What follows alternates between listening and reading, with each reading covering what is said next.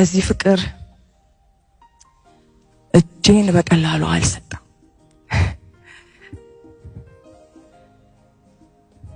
ታግያለሁ።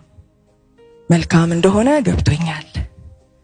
መንገድ እንደሆነ ገብቶኛል። ህይወት እንዳለበት ገብቶኛል። ግን ከራሴ ጋር በጣም የተዋደድኩ ስለነበርኩ መንገድ የምለው ያለኝ ይታየኛል የምለው ያለኝ ሰው ስለነበርኩ እኔን ቶሎ አለቀኩ። ኢየሱስ ግን አሳመነኝ።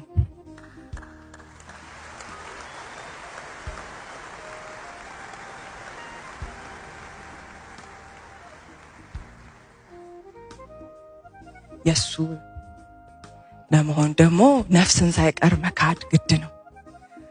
ስለዚህ እሱን ሂደት ሲጀማምረኝ ሳውቅ